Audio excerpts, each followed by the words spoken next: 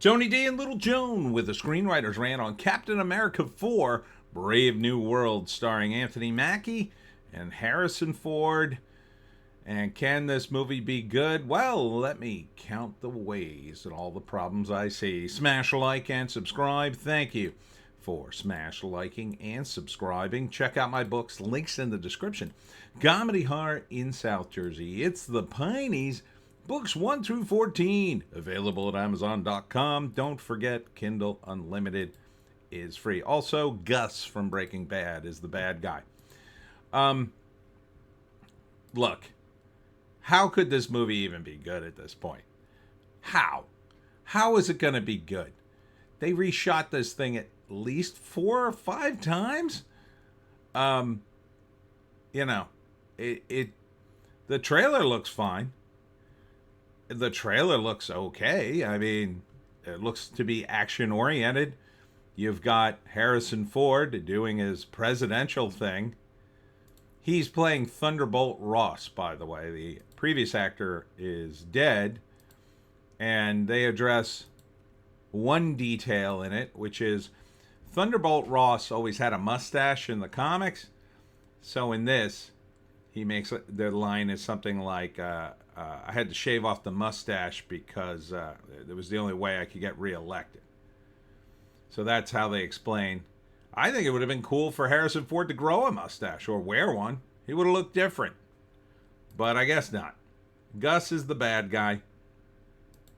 And it's going to be one of these Save the President movies.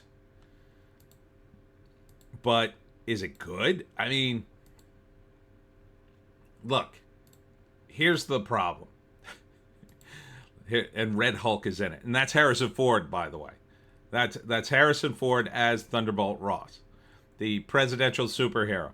February. So here's the first problem. That the movie's dropping in February, that's a huge problem. Because February is the month that movies go to die. Studios typically dump movies in January and February because they're no good. They're no good, and they're hoping that they're just good enough that nothing else is competing. And then, here are your girl bosses, I assume. And then maybe, just maybe, you can say, well, it's #1 movie in America, because there's nothing else out.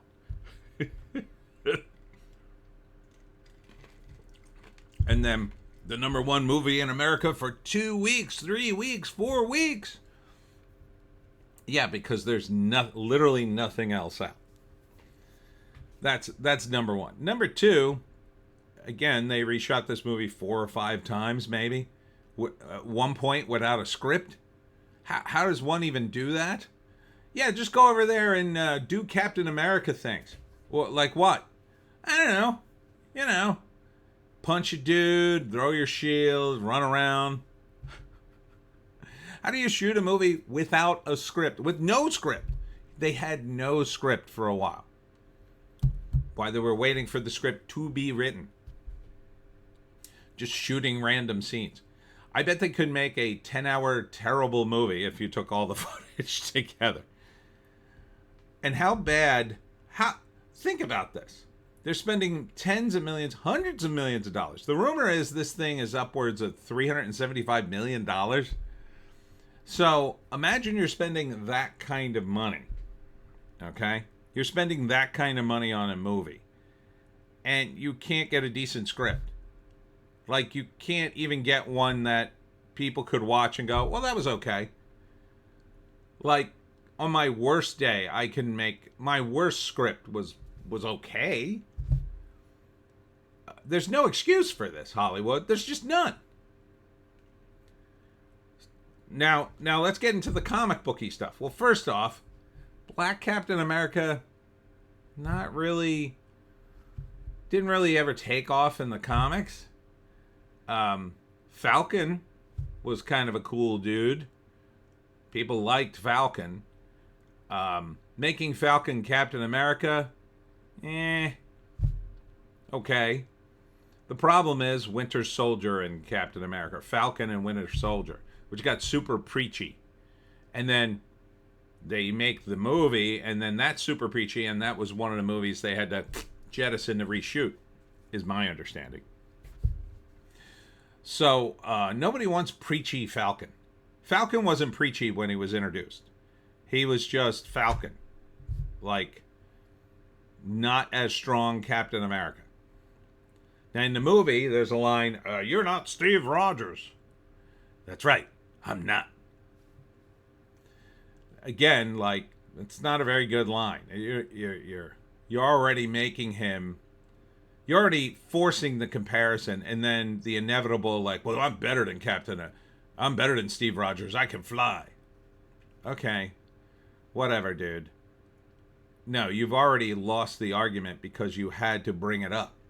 If you had just shown us, if you just had made a cool movie instead of stop wasting our time preaching and telling us things, then it would be no question. So the next problem, so many problems with this, is one of the main characters. I guess this is a superhero buddy movie. Harrison Ford is playing Thunderbolt Ross, who's the president of the United States, running for re-election, and then people are trying to kill him, and then it turns out he's the Red Hulk. Well, I don't think they have to worry about people killing him then, because he's a Hulk, and pretty hard to kill a Hulk. So, where's the danger in that? Where's the danger? Is the danger, oh no, he might not get reelected. Oh no, danger. Blowing up the White House left and right. We've seen that before. Seen that a million times. Not particularly exciting anymore. Not to mention, half the idiots who still follow the MCU are probably like, yay! So, what the hell's the plot of this thing? Will Thunderbolt Ross get reelected, or will Orange Man take over? Maybe you should have made him an Orange Hulk. That would have been funny. It's really hard to make a good villain, and for superheroes, villains are key. And if you're going to ground it in reality, the first thing you have to address is the power dynamic of the United States if it's going to take place at the White House. The United States is the last superpower. This is the same problem with James Bond. In the Cold War, you could always say, the Soviets. They were a threat, like an actual threat, and they actually existed. They don't exist anymore. The bad guys, Hydra and AIM and all this stuff from Marvel Comics, those were basically another version of the Soviets. Hate to tell you, they were created during the Cold War. So you just don't have the villain anymore. You just don't have it. So I don't know what else to tell you other than make a better villain. And you barely show the villain in this, which is Gus from Breaking Bad. And he just seems to be a guy. So why not show us more of him? Because he's crucial to this thing. He's absolutely crucial. A whole teaser trailer telling us Anthony Mackie is the better Captain America or whatever. Yeah, it's not much. It's, okay, he's coming out. Okay. In February. What's the plot of the movie? I can't even tell you from this. They say it's a teaser. It's a 2-minute trailer. I think you could tell us the damn plot. Did you even finish the plot? Is there a plot? Let me take a stab at it. First act, and this is in the trailer. Harrison Ford calls Anthony Mackie in to talk shop and says he's going to make Captain America a real thing in the military again. Why? That doesn't make any sense, but okay. Mainly it sounds like a election ploy. I don't know why Mackie would go along with it, but he does for whatever reason. Maybe he needs the money and the resources. I don't know. The Avengers are no more, I assume. And so he agrees to do that and then goes on the campaign trail a little bit with him. And there's an assassination attempt. Okay, serious? Serious, not bad. It's unsuccessful. After that, it gets a little murky. There's a secret plot to destroy him. But the thing is, the people writing this don't seem to understand actual world politics.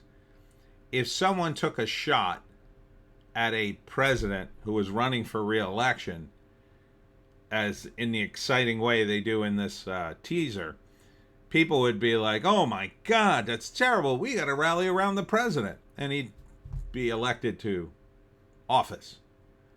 He wouldn't even have to campaign. He could just make announcements. Well, rather than endanger the crowd, I'm going to give an address from the Oval Office rather than go to the debate. I mean, that would give you-know-who the perfect out to skip the debate in September.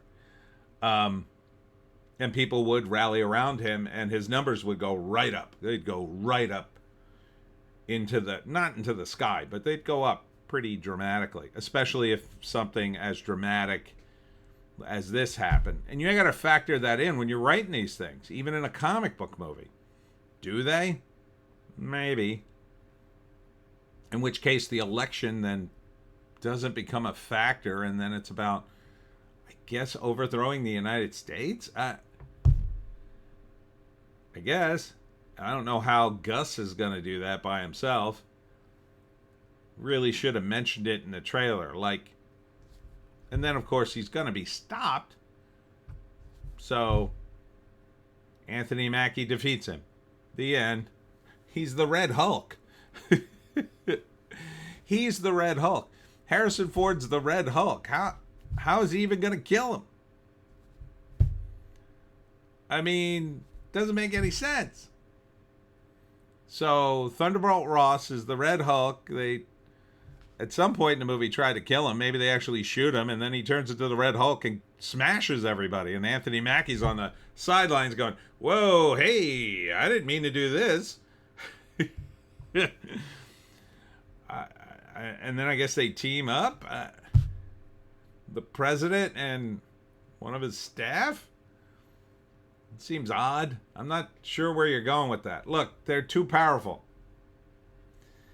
If you had kept Thunderbolt Ross, and this is a problem in the comic too, hate to tell you. I believe Thunderbolt Ross ran for president too. I guess that was Marvel in a rare instance copying DC. DC made Lex Luthor president. You don't want to do big things like that, ever. Ever. Number one, it makes no sense. Lex Luthor shouldn't be president. If you kept his character consistent over the years, he was a crazy mad scientist. Who the hell would vote for him? He's super old. He should be dead. Second, you create a power dynamic like, who's more powerful than the president of the United States? No one. And he's the Red Hulk. There's you're going to have to, I don't know, create a president. Like, Thanos would be more powerful than him. Thanos would be a challenge. Because Thanos is super strong. And he's I don't know, the president of a bunch of planets. So, he's more powerful. That's the kind of power dynamic you need for the hero. You need somebody that could kill him. Gus doesn't look like a guy who could kill the Red Hulk. So, does he even know he's the Red Hulk? And if the Red Hulk is killable in some easy way, then what's the point of the Red Hulk? What's the point of even throwing that in there? I think this movie is, it's going to be the number one movie of the weekend, maybe 2, 3, because it'll be dropped in February where it's against nothing, and it'll do okay. I don't think it'll do $375 million of okay, but it'll do okay-ish. Yeah, I can, like, maybe it opens at 50 million, maybe 70, and then drops from there. Maybe just makes its production budget back and a little more. Maybe does like 400. I'm predicting now. I don't know why you would do this. I mean, there were lots of ways. Wouldn't it have been better if Falcon was completely against the president? Right? He was a wanted man and had to solve a mystery and save the country. Wouldn't that be more interesting than teaming up with the president who's also a Hulk? I don't know. I don't know what these people think. All I know is Captain America Brave New World dropping in February. Is there a write-up? Let's go to the IMDb because I'm interested to hear the write-up of this.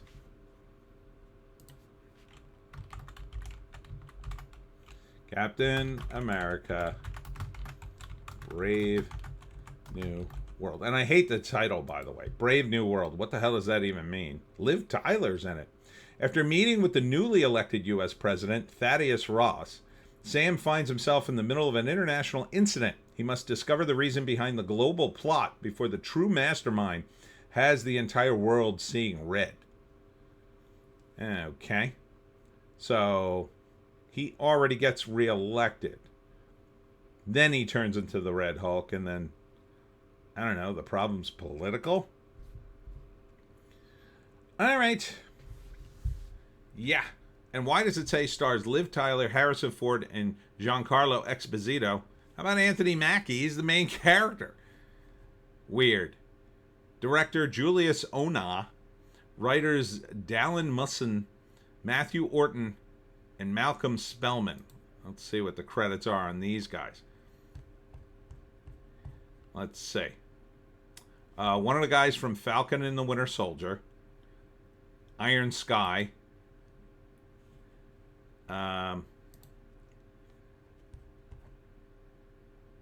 Moon Knight writer. Slightly better, I guess. And guy who really doesn't have a lot of writing credits at all, except for Bel Air, which is the TV show based on the old sitcom, but made super serious, and it's really more of a producer credit. Yeah, that doesn't bode well. Is that... Yeah, those are the only writing credits, according to this. And Malcolm is the screenplay guy, according to this. I don't know, man. To me, that doesn't bode well at all. Good luck, Disney. And that's it for me, Tony D, and Little Joan. Check me out on the other platforms. The green one, the orange one, and the black one. I will be at Valenzano Winery tonight in Chemung, New Jersey from 5 to 7 in the tasting room for my talk on how to hunt the Jersey Devil. There will be wine, blueberry wine. And then Saturday, I'll be at Mood's Farm from 10 to 5 for the Blueberry Festival. And then on Sunday, the Pirates and Mermaids Festival at Dragon Shops in Bridgeton, New Jersey. Hope to see you there. We'll see you in the next one.